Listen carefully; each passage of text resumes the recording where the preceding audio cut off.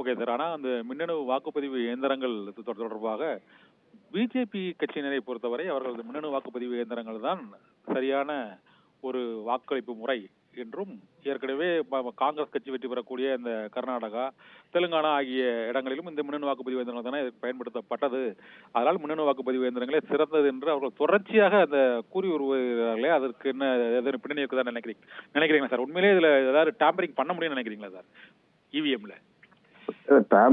மாதிரி mall practice பண்ண முடியும், தப்பு அதை செய்ய முடியும் அப்படிங்கிறது ஒரு பக்கம் போனாலும் கூட, வாக்களிக்கக்கூடியவர்களுக்கு நாம் இவர்களுக்குத்தான் வாக்களித்தோம் என்பதை உறுதிப்படுத்துவதும், அந்த உறுதிப்படுத்தப்பட்ட ஒப்புகை சீட்டுகளை எண்ணி தேர்தல் முடிவுகளை அறிவிப்பதும் தான் ஜனநாயகத்தின் உயர்ந்த கூறாகும், உயர்ந்த பண்பு கூறாகும்.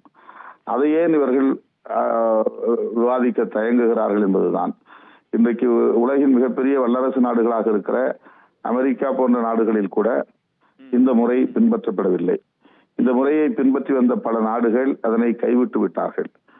உலக நாடுகளில் பல நாடுகள் மின்னணு வாக்குப்பதிவு எந்திரத்தை பயன்படுத்தி ஒரு பரீட்சார்த்தமாக பயன்படுத்தி பார்த்துவிட்டு அவற்றை கைவிட்டு விட்டார்கள் என்பதுதான் வரலாறாக இருக்கிறது. அப்படி ஒரு சூழலில் இந்திய ஜனநாயகம் வெளிப்படைத்தன்மையோடு தொடர்புடையது என்பதை உறுதிப்படுத்த வேண்டும். வெளிப்படைத்தன்மை என்பது ஒப்புகை சீட்டை பார்ப்பதோடு நின்று விடுவதல்ல, அந்த ஒப்புகை சீட்டுகளை எண்ணி அதன் அடிப்படையில் தேர்தல் முடிவுகளை அறிவிப்பது என்பதுதான் முக்கியமானது. ஆகவேதான் வெளிப்படைத்தன்மைக்கான வழக்காக இதை பார்க்க வேண்டும் உச்ச நீதிமன்ற நீதிபதிகள். சந்தேகத்தின் அடிப்படையிலான வழக்காக இதை பார்த்ததுதான் இதில் உள்ள பிழை என்று நான் கருதுகிறேன். எனவே ஜனநாயகத்தின் முக்கியமான அம்சமாக இருக்கிற டிரான்ஸ்பரன்சி என்கிற வெளிப்படைத்தன்மை, அதன் மூலம் வாக்களிக்கும் மக்களுக்கு அதன் மீதான நம்பகத்தன்மையை உறுதிப்படுத்த வேண்டும். எனவே இந்த தள்ளுபடி செய்த நிலையில் இந்த வழக்கை மேல்முறையீட்டுக்கு கொண்டு செல்ல வேண்டும் என்று வழக்கு தொடுத்தவர்களை வேண்டி கேட்டுக் கொள்கிறேன். கடைசியாக ஒரே ஒரு கேள்வி சார். 2ஆம் கட்ட தேர்தலுக்கான வாக்குப்பதிவு இப்போது நடைபெற்றுக் கொண்டிருக்கிறது.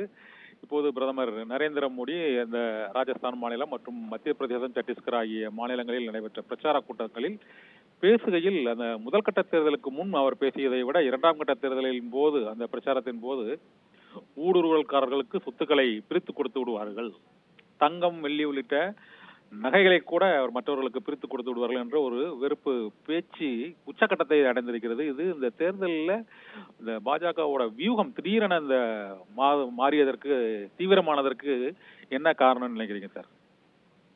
முதற்கட்ட வாக்குப்பதிவு பாஜகவுக்கு ஆதரவாக இல்லை என்பது ஊடகங்களில் ஆய்வுகள் தெரிவிக்கின்றன. ஊடகங்களின் ஆய்வுகள், எக்ஸிட் போல் செய்யக்கூடாது, ஆனாலும் சில ஆய்வுகள் அதை உறுதிப்படுத்தி இருக்கின்றன.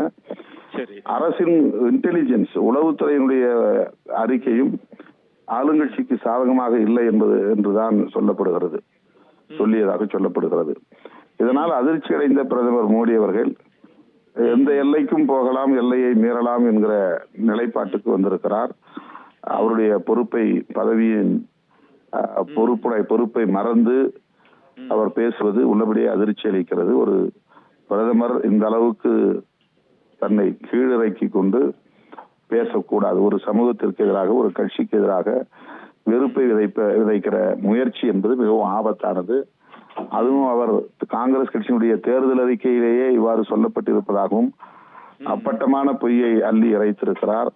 மறுபடியும் அதை உறுதிப்படுத்தி இருக்கிறார்.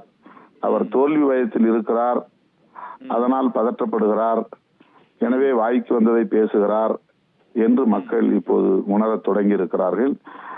பிஜேபி அரசுக்கு ஒரு பெரிய பின்னடைவு ஏற்பட்டு வருகிறது. வட இந்திய மாநிலங்களிலும் அந்த தாக்கம் இருக்கிறது என்பதைத்தான் பிரதமரின் உரைகளிலிருந்து நம்மால் உணர்ந்து கொள்ள முடிகிறது. நன்றி சார். விவிபேட் தொடர்பாகவும் தற்போதைய இந்த வாக்குப்பதிவு நிலவரம், பிரதமரின் பேச்சு தொடர்பாகவும் பல்வேறு கருத்துக்களை எங்களோடு தெரிவித்தமைக்கு மிக்க நன்றி சார்.